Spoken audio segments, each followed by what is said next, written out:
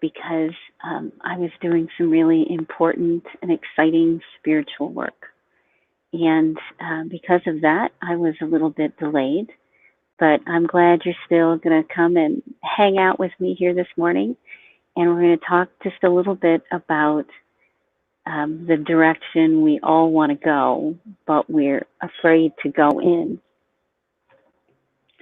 So, what I want to talk about is how science is starting to support spirituality and how science is starting to support spiritual practices. And, I was raised in a Catholic family, and, at the time in the 70s, Catholicism was beautiful and also had so many challenges, especially for young women. I don't think anybody can really deny that the Catholic Church for young women wasn't really the most supportive of places. So I resisted spirituality for a really long time. And I wanted to know the science of it, and I looked at it, and I went and I studied with shamans, and I studied with healers, and I studied with metaphysicians, and and I went around the world and studied with people in the mountains, in the desert, because I wanted to understand how spirituality really worked, how I could know the path I should go in life. So the neat thing about this day and age is science is starting to catch up to spirituality. It's starting to understand why the different spiritual practices work. It's starting to understand why drumming regulates the nervous system. It's starting to understand why stroking someone on the arm helps them get through a time of grief or a time of pain. So science is starting to catch up to what spirituality looks like. And it's really very exciting because it gives a very clear path for why we should make the decisions that we make in any area of our life. So for the most part, when we are angry, hurt, sad, frustrated, or overwhelmed, our brains are out of balance. And then when we feel connected and centered and clear-headed and like we know what's going on and like we've got a handle on things, it means that we're actually in harmony with ourselves. So when we feel like we are worthless or that there's no place to go and that we're trapped, that's actually our brain being out of balance, our brain and our body being out of balance. And when we feel as if we've got the answers and we can see 100 miles in front of us and that the world makes sense and we know exactly what to do when we're supposed to do it, that's when our body and our brain and our nervous system are working in harmony. So there's a way to do this.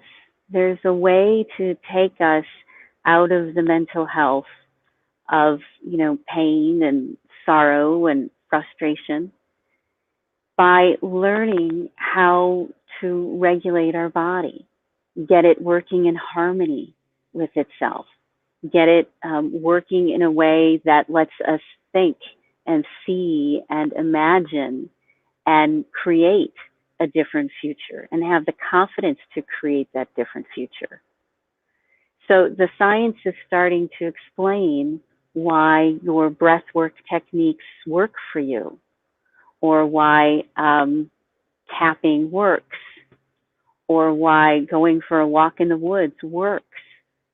The problem that we've had all of our lives as a civilization is that we wait when we're in that place of sadness, when we think that that we're too stupid to know the right thing to do, when we look at ourselves and all we see is someone who has flaws, or someone who has mistakes. If that's all we see, then That's what our world looks like. That's what our reality looks like. So, how do we switch from being in a stressed out, overwhelmed space to being in a calm, centered, loving space that lets you make good decisions, that lets you stand up to bullies, that lets you explain what you're thinking and feeling, that lets you feel as if you're thriving in your life instead of like life is always getting in your way and not letting you move forward. It's deciding to love yourself first, deciding to love yourself in a way that helps you feel calm and centered and good. So maybe you've tried, these different healing tools in the past. Maybe you're a Reiki master, maybe you're a light worker, maybe you've done, EMDR, maybe you've done years of therapy. Maybe that's the life you've sort of lived and you've wondered why none of it works. None of it works usually is because of the timing. You're not using the tools when you need to use those tools. And you're not using those tools in the way that you're supposed to use those tools. You're supposed to take your breath work and layer it with your tapping and layer it with the walk in the woods and layer it with some meditation music all at the same time. You're supposed to be doing that all at the same time and also as soon as you feel stressed.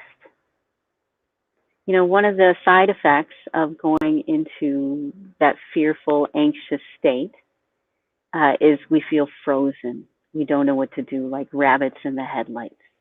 And we're waiting to get more information before we can do something different. So in the meantime, we're going to freeze and we're going to wait and see if anybody sees us. That's what some women go through.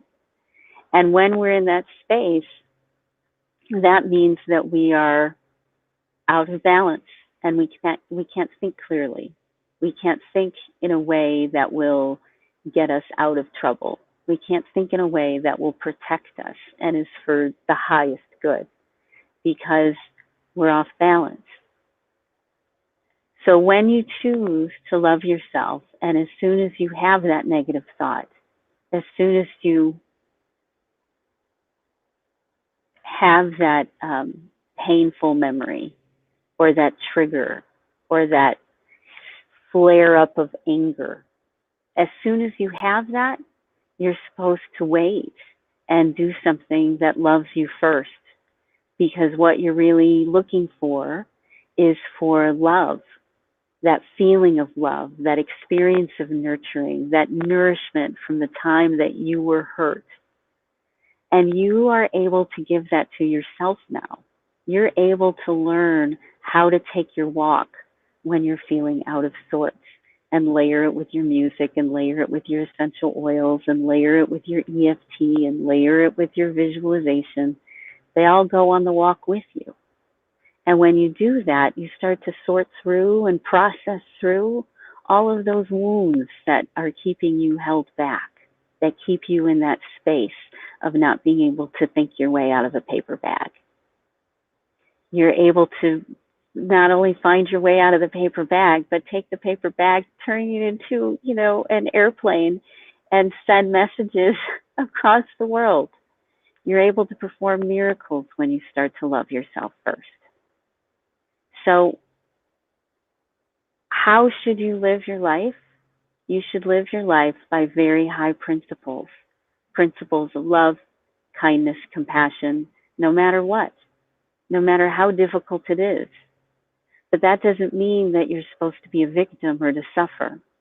Remember, you want to make it sacred, which means that you have to protect yourself. You have to love yourself. And in the loving of yourself, the universe takes care of everything else.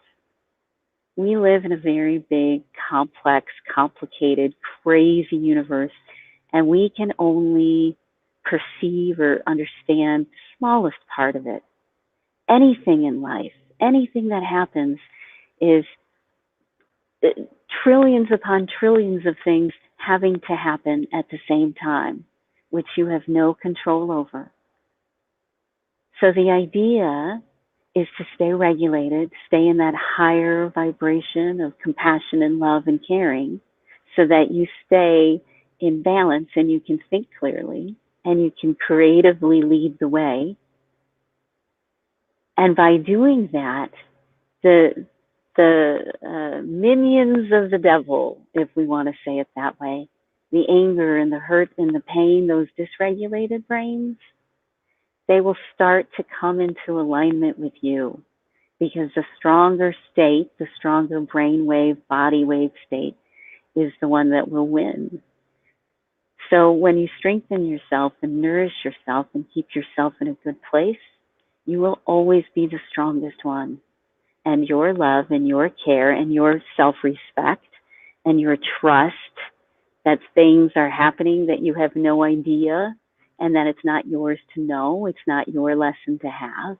Your lesson is only to love yourself, which means get your body back into a good place as soon as you feel out of balance. And out of balance is anger, hurt, sadness, anxiety of your chest beating faster, your stomach knotting up, your shoulders tense, your eyes hurting, your hip hurting. That's telling you you're dysregulated. That's the signs. So as soon as you notice it, the only thing you should do is hold yourself in a place of compassion and love and light and care and nourishment and take care of yourself, because that puts you back into what we call our higher self. And our higher self is simply using all of our resources, our brain and our heart and our gut together as a team, and staying in that flow of what's really going on that we can't see because we are trapped in our own fears, in our reactions to things over and over. The way you stop the reaction is you love yourself, and the faster you love yourself, the faster you'll see your way out. That really is the answer. So if you wanted some guidance for today, I hope that helped. If you need some assistance walking that path, just like these videos, ask to follow them when they show up, when they live stream, and be a part of the conversation, and be a part of this loving community that we've been creating. And if you want more information on me, just go to inspiremassage.com. It's going to be changing soon to reflect this higher order of thinking, this higher way of being. So keep an eye out for that when that website's ready, and we'll be ready to transition into something more beautiful. Okay? Have a great rest of your day. Bye.